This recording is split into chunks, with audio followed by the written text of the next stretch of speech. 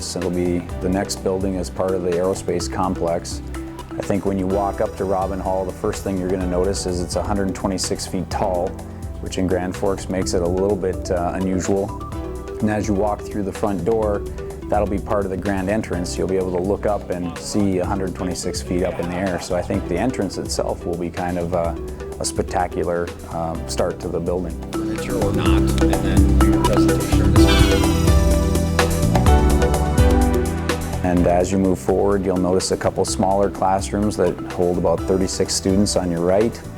As you go to the left, it's all student space. That whole main 2-story high grand area is for students. It'll have some comfortable seating, some study areas, somewhere maybe you can have lunch or meet with small groups.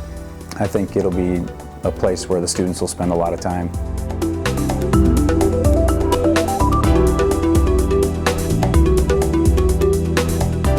I should mention that also on the first floor there's 2 larger classrooms that if you were to come in the ground level, there's 2 60-person classrooms as well and an Aerostop store. We have a Legends wall that we're putting up, and that's going to be a very nice area that's kind of in the main traffic flow of the first level.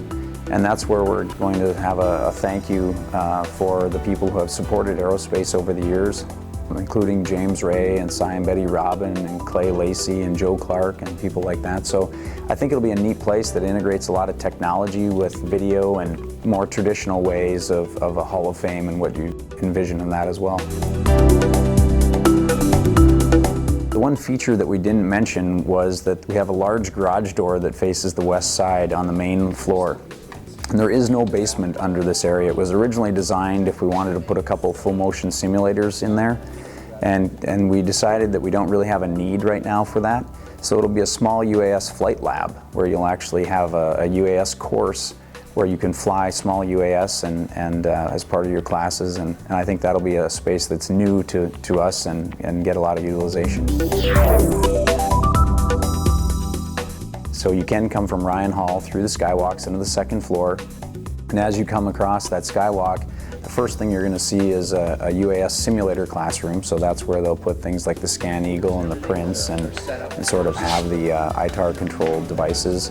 There'll also be a classroom next to that that's a larger classroom for 60 students. There'll be a lot of breakout rooms on that level as well, where you can go off in small groups of maybe 6 to 8.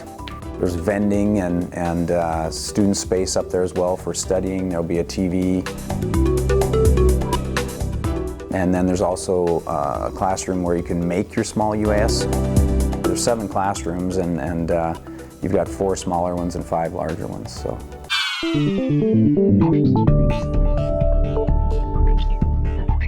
Third floor is 2 office suites. There's a larger office suite that will be largely aviation UAS faculty, and that is on the east side of the building. I think there's 13 offices there and a couple conference rooms built in.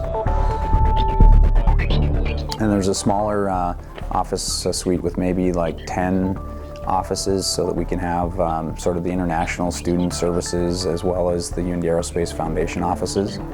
And that pretty much takes up the third floor. As the building goes up, you'll notice the floors get slightly smaller until you get up to the 4th floor.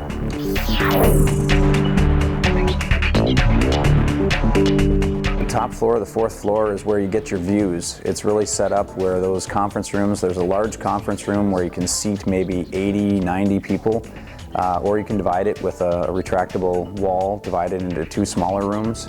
But we've kept some glass so you can still see out over the campus and out over into North Dakota. So we expect that there'll be events held there. It also has a prep room for the caterers with some of the hot tables and things that they can cater in and out of there. And then there's sort of an executive conference room there that's all glass windows looking out onto the campus. And I think that seats right around 16 people.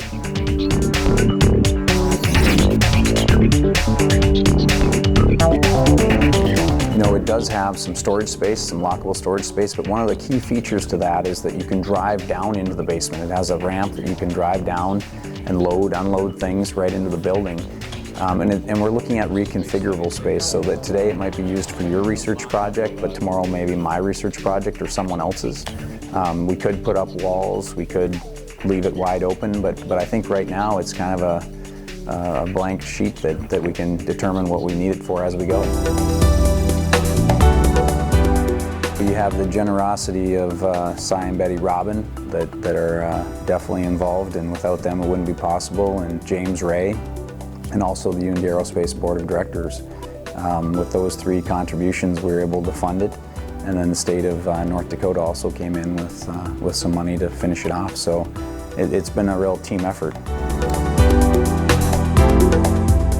We're looking at a grand opening with some of our supporters, towards the end of July, that everyone's welcome to attend, and we'll send out information on that. Probably around the July 26th time frame will be that event. So with the 7 classrooms, the 2 office suites, and lots of student space, it's a 71,000 square foot facility that'll open here in July.